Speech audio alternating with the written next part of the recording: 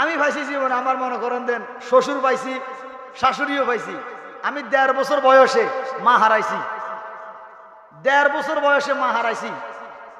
মা ভালোবাসা আমার জীবনে আমি পাইছি না। আমার জীবনে আমি ছোটবেলা থেকে বড় হয়েছি, শুধু কষ্টে কষ্টে বড় হয়েছি। কিছুদিন আগে রমজানে 10 রমজান বাবা হারাইছি। পৃথিবীতে আমার মাও নাই, বাবাও নাই। আমার মতো এত কষ্টতে জীবন কাটে, বড় হইয়া যুদ্ধ করে পড়ালেখা করে এতটুকু আশা খুবই কঠিন ব্যাপার। আমার লগে যারা ছিল আমার ছাত্র ভাইয়েরা হেফজখানায় ভর্তি হয়েছি। আমি একজন কাউসার জালালি শুধু টিকছি, বাকিরা ঝরে গেছে।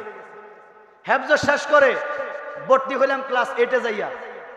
সেখান থেকে ক্লাস 8, 9, 10 পরীক্ষা দিয়ে inter first year, second year এইভাবে ডিগ্রি কমপ্লিট করে, অনার্স কমপ্লিট করে, মাস্টার্স কমপ্লিট করে আজ আপনাদের খেদমতে দাঁড়াইছি।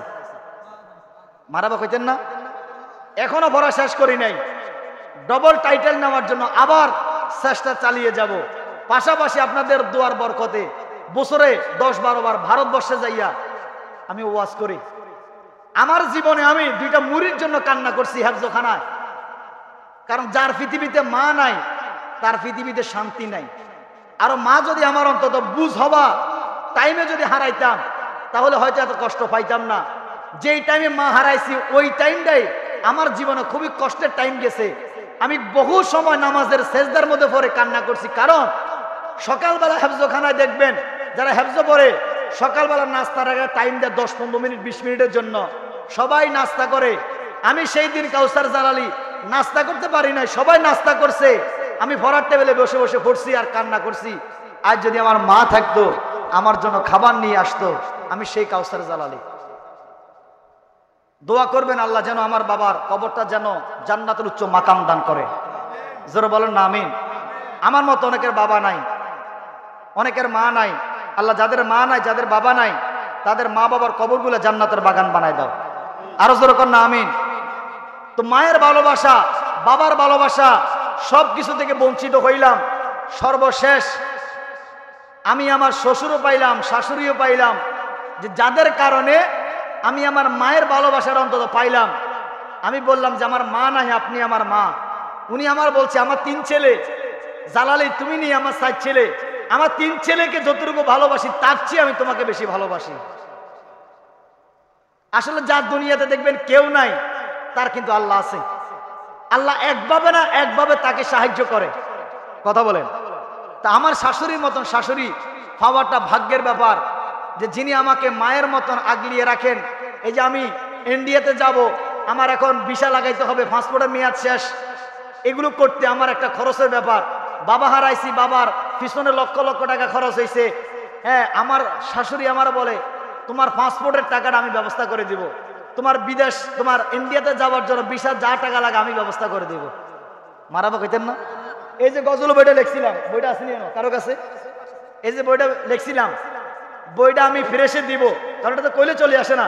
3টা মাস ফ্রেশে ছিল, ওইখান থেকে একটা ফ্রুট দিছে আমাকে, ওইটা আবার সংশোধন করে আবার গেছি, সেখান থেকে আবার কম্পিউটারে সংশোধন করে আবার সেখানে ওকে দিয়ে আসছি।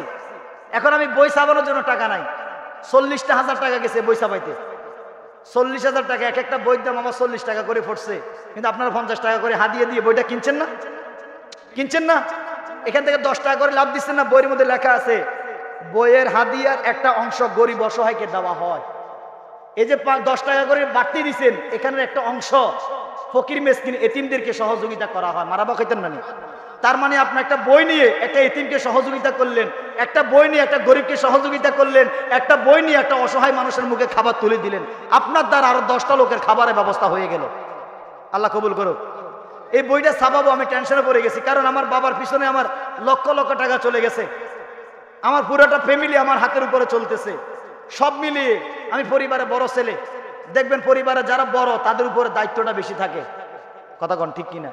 কথাগুলো আজকে আপনাদের কাছে কেন বললাম, যে আসলে আমি আমার শ্বশুর শাশুড়ি যদি না পাইতাম, ওনাদের মতো মানুষ যদি না পাইতাম, তাহলে হয়তো আমার বাকি জীবনটা ধ্বংস হয়ে যেত। দোয়া করবেন আল্লাহ যেন ওনাদেরকে অনেক বছর বাঁচিয়ে রাখে। আমার শ্বশুরে কুমিল্লা কান্দিরপাড় একটা মসজিদে মাদ্রাসা আজকে প্রায় 35 বছর পর্যন্ত একই জায়গার মধ্যে ইমামতি এবং মাদ্রাসার দায়িত্ব পালন করতেছে। মারাবা কোন? আল্লাহ কবুল করুক। যাদের মা নাই বাবা নাই দোয়া করবেন। কে দিছে 100 টাকা? আরেকজন 100 টাকা দিছে। মসজিদের পাশে বাড়ি ইউনুস সাহেব 1000 টাকা দিছে নগদ। দেখছেন বই থাকলে টিয়া আইয়ে ইয়ালাই তারা আমাকে ফার্ম দিকেল বইয়া করা রাখছে। আল্লাহ কবুল করে, মঞ্জুর করেন ভাই। আল্লাহ দোয়া লাগে আর বিরক্ত করে ওসমান করে যা বাবা, আর কোনো কালেকশন নাই। আল্লাহ দোয়া লাগে আর বিরক্ত করি না। লেবু বেশি চিবি দিতে হয় যে আমি ক্লান্ত হয়ে গেছি, আমার গলাটা শুকিয়ে গেছে। আগামী বছর ইনশাল্লাহ বেঁচে থাকলে দেখা হবে, মরে গেলে হাসরের ময়দানে নবীজির কদমে। আল্লাহ আমাদেরকে কবুল করো। আরো জোরে আমিন, আরো জোরে বলেন না। রাত্র কোনো বেশি হয় না, মনে হয় 11টা হয়েছে মনে হয় সম্ভবত, নাকি দেখ 11টা 20 বাজে। যাক আমরা এখন মুনাজাত দিয়ে ফেলবো। যাওয়ার আগে দিয়ে, মুনাজাত দেওয়ার আগে দিয়ে আপনারা ডাইন হাতটি তোলা দেন। আল্লাহ জোরে করেন আল্লাহ, আরো জোরে বলেন আল্লাহ আমাদের ডাইন হাতে আমল নামা দিও, ডাইন হাতে আমল নামা দিও।